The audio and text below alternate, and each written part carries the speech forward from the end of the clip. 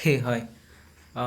இன்றைக்கி நம்ம வந்துட்டு ஓஇஇ பற்றி பார்க்க போகிறோம். ஓஇஇ அப்படின்னா ஓவரால் எக்யூப்மெண்ட் எஃபெக்டிவ்னஸ்.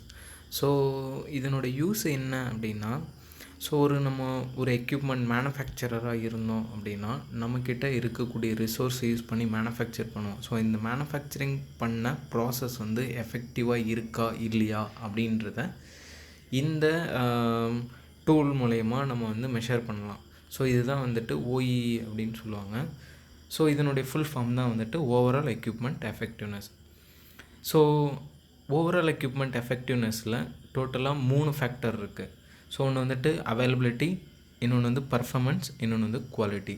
ஸோ இது வந்து எந்தெந்த செக்டாருக்கெலாம் வந்து அப்ளிகபிள் அப்படின்னு பார்த்தோம் அப்படின்னா, இது ஒன்லி வந்து ப்ரைமரி அண்ட் செகண்டரி செக்டாருக்கு மட்டும்தான் அப்ளிகபிள். இது வந்து டெரிட்டரி செக்டாருக்கு வந்து அப்ளிகபிள் கிடையாது.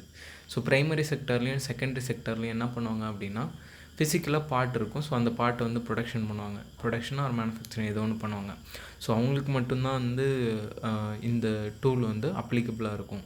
ஸோ இதே வந்து டெரிட்டரி செக்டார் எடுத்துட்டோம் அப்படின்னா அது வந்து சர்வீஸ் செக்டார். ஸோ அந்த சர்வீஸ் செக்டாரில் பார்த்தோம் அப்படின்னா ஒன்லி சர்வீஸ் பேஸ்டு ஒர்க் தான் இருக்கும். ஸோ அங்கே வந்து பார்ட்டோட குவான்டிட்டி இருக்காது. ஸோ அந்த மாதிரி இடத்துல நம்மளாட்டி வந்து ஓஇ வந்து மெஷர் பண்ண முடியாது. ஸோ இதுவும் வந்துட்டு கேபிஐயில் வரக்கூடிய ஒன் ஆஃப் தி டூல் தான். ஸோ இதில் வந்து மொத்தம் 3 ஃபேக்டர் இருக்குதுன்னு சொன்னோம் இல்லையா. ஸோ இதில் வந்து ஃபஸ்ட்டு ஃபேக்டர் வந்து அவைலபிலிட்டி. ஸோ அவைலபிலிட்டி அப்படின்றது ஒன்றும் இல்லை, ஆக்சுவல் அவைலபிள் டைமுக்கும் டோட்டல் டைமுக்கும் உள்ள ரேஷியோ தான் வந்துட்டு அவைலபிலிட்டி அப்படின்னு சொல்லுவோம். ஸோ இது ஆக்சுவல் அவைலபிள் டைம் அப்படின்னா என்ன அப்படின்னா, ஸோ நம்ம பார்ட் வந்து ப்ரொடியூஸ் பண்ணுறதுக்கு எவ்வளோ டைம் நம்மக்கிட்ட இருக்குது அப்படின்றத வந்து ஆக்சுவல் அவைலபிள் டைம். ஸோ இதே வந்து டோட்டல் டைம் அப்படின்னா நம்ம வந்து பர் ஷிஃப்ட் அப்படிங்கிறது 8 ஹவர் ஷிஃப்ட்டு. இதில் வந்து 480 மினிட்ஸ் வந்து டோட்டல் அவைலபிள் டைமு. ஸோ இதில் வந்து total available time means entire த ஷிஃப்ட். ஒரு ஷிஃப்ட்டுங்கிறது 8 ஹவர்ஸு. ஸோ இது வந்து 480 மினிட்ஸ் அப்படின்றது மினிட்ஸில் கன்வெர்ட் பண்ணால் வருமா. ஸோ இதில் வந்து break time, so tea break, lunch break, so whatever dinner or breakfast ஏதோ ஒரு பிரேக் வரும். ஸோ இது மட்டும் இல்லாமல் some kind of planned some allocation பண்ணியிருப்பாங்க டைம் ஃபார் பிளானடு மெயின்டெனன்ஸ்க்காகவோ சம் அதர் ரீசன்ஸ்க்காகவோ ப்ரீவென்டிவ் மெயின்டெனன்ஸ் லைக் அந்த மாதிரி ஏதாவது பண்ணியிருப்பாங்க. ஸோ அந்த மாதிரியான இதெல்லாம் வந்து இந்த டோட்டல் டைம்லேருந்து மைனஸ் பண்ணோன்னா அதுதான் வந்துட்டு டோட்டல் டைமாக வந்து கால்குலேட் பண்ணணும். ஸோ 480 மினிட்ஸ்லேருந்து ஒரு tea break plus lunch planned time இதெல்லாம் வந்து மைனஸ் பண்ணோம் அப்படின்னா ஒரு 430 மினிட்ஸ் வருது, இல்லைனா 436 மினிட்ஸ் வருது அப்படின்னா ஸோ இது வந்து டோட்டல் டைமு.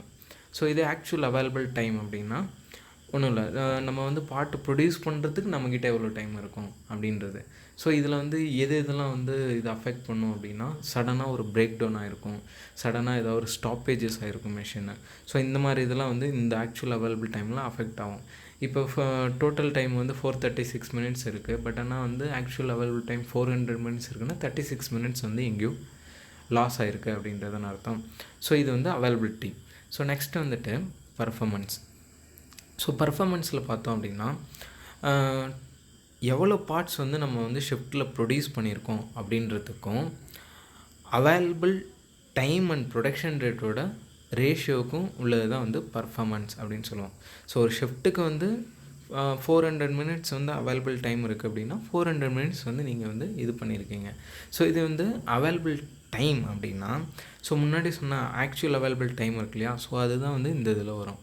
ஸோ அதே போல் production rate. So production rate அப்படிங்கிறது ஒன்றும் இல்லை, பர் மினிட்டுக்கு எத்தனை நம்பரை வந்து அவங்க ப்ரொடியூஸ் பண்ணுவாங்க அப்படின்றத வந்து ப்ரொடக்ஷன் ரேட் அப்படின்னு சொல்லுவாங்க. ஸோ தேர்ட் ஃபேக்டர் வந்துட்டு குவாலிட்டி. ஸோ குவாலிட்டி ஃபேக்டர் அப்படிங்கிறது ஒன்றும் இல்லை, ஸோ நம்ம எவ்வளோ வந்து ஓகே பார்ட்ஸ் வந்து நம்ம ப்ரொடியூஸ் பண்ணியிருக்கோம், ஸோ இதில் வந்து டோட்டலாக எத்தனை நம்பர் ப்ரொடியூஸ் பண்ணியிருக்கோம் அப்படின்றதுக்குமான ரேஷியோ தான். ஸோ இப்போ வந்து நாட் ஓகே பார்ட்ஸ் வந்துச்சு அப்படின்னா இந்த குவாலிட்டி ஃபேக்டர் வந்துட்டு அஃபெக்ட் ஆகும். ஸோ இதை வந்து ஒரு எக்ஸாம்பிளோட பார்த்தோம் அப்படின்னா கொஞ்சம் ஈஸியாக இருக்கும்னு நினைக்கிறேன். ஸோ ஃபஸ்ட்டு எடுத்தோடனே வந்து அவைலபிலிட்டி. ஸோ அவைலபிலிட்டியில் பார்த்தோம் அப்படின்னா ஆக்சுவல் அவைலபிள் டைமு. ஸோ ஒரு ஷிஃப்ட்டுக்கு வந்து 480 மினிட்ஸு. ஸோ இதில் டீ பிரேக்கு இதெல்லாம் போக லஞ்ச் பிரேக்கு இதெல்லாம் போக 436 மினிட்ஸ் வந்து டோட்டல் டைம் வந்து இருக்குது. ஸோ இதில் ஆக்சுவல் அவைலபிள் டைம் வந்து பார்த்தோம் அப்படின்னா 400 மினிட்ஸ் தான். அந்த 36 மினிட்ஸ் வந்து ஏதோ ஒரு ரீசன்னால் ஸ்டாப்பேஜஸ்னால வந்து அஃபெக்ட் ஆகிருக்கு. So 400 minutes. இப்போ இதனுடைய பர்சன்டேஜ் வந்துட்டு 91.74% தான் இதனுடைய எஃபிஷியன்சி. அவைலபிலிட்டினால் நமக்கு ஏற்பட்ட லாஸ் வந்துட்டு ரிமைனிங் இருக்கக்கூடிய ஒரு 8.26% வந்துட்டு நமக்கு வந்து லாஸு. ஸோ இது வந்து அவைலபிலிட்டிக்கான கால்குலேஷன். ஸோ இது பர்ஃபார்மன்ஸ்க்கு வந்தோம் அப்படின்னா, பர்ஃபார்மன்ஸ்லேயே வந்துட்டு total number of part produced. So cycle time வந்து இப்போ எக்ஸாம்பிளுக்கு வந்துட்டு 1 மினிட்னு வச்சுப்போம். ஸோ 1 மினிட்டில் 400 பார்ட் வந்து நம்ம வந்து ப்ரொடியூஸ் பண்ணியிருக்கோம். ஸோ 400 பார்ட்ஸ் வந்து 1 மினிட்னா 400 மினிட்ஸ் அவைலபிள் டைமுக்கு 400 பார்ட்ஸ் வந்து ப்ரொடியூஸ் பண்ணியிருக்கோம். ஸோ இப்போ இந்த இதுக்கு வந்துட்டு 100% எஃபிஷியண்ட்டாக ஒர்க் பண்ணியிருக்கோம். இருக்கிற டைமுக்கு நம்ம வந்து 100% எஃபிஷியண்ட்டாக ஒர்க் பண்ணியிருக்கோம். ஸோ நெக்ஸ்ட் ஒன்று வந்துட்டு குவாலிட்டி. ஸோ குவாலிட்டியில் பார்த்தோம் அப்படின்னா ஓகே பார்ட்ஸ்க்கும் டோட்டலாக ப்ரொடியூஸ் பண்ண பார்ட்ஸ்க்கும் உள்ள டிஃப்ரெண்ட்டு. ஸோ இப்போ நான் வந்து ஒரு நம்பர் ரிஜெக்ட் ஆகிடுச்சு. 400 நம்பர் நான் ப்ரொடியூஸ் பண்ணியிருந்தேன் இல்லையா? ஸோ அதில் வந்து ஒரு நம்பர் ரிஜெக்ட் ஆகிடுச்சு. ஸோ இப்போ வந்து ஒரு நம்பர் ரிஜெக்ட் ஆனதுனால ஒரு 0.25% வந்து குவாலிட்டி ஃபேக்டர் வந்து அஃபெக்ட் ஆகும். ஸோ இது எல்லாத்தையும் மிங்கிள் பண்ணி, அதாவது இது அவைலபிலிட்டி, பர்ஃபார்மன்ஸ், குவாலிட்டி, ஸோ இதனுடைய மூணுத்தோட மல்டிப்ளிகேஷன் தான் வந்துட்டு ஓவரால் எக்யூப்மெண்ட் எஃபெக்டிவ்னஸ். ஸோ இது மூணுத்தையும் நம்ம வந்து மல்டிப்ளை பண்ணோம் அப்படின்னா 91.51% அப்படின்னா 8.49% வந்து லாஸ் ஆகிருக்கு அப்படின்னு அர்த்தம். ஸோ மோஸ்ட் ஆஃப் வந்து அசம்பிளி லைனில் வந்துட்டு 95% OEE வந்து டெஃபினட்டாக அச்சீவ் பண்ணலாம். அதே போல் ஷாப் ஃப்ளோர் எடுத்துட்டோம் அப்படின்னா 90% வந்து டெஃபினட்டாக வந்து OEE அச்சீவ் பண்ணலாம்.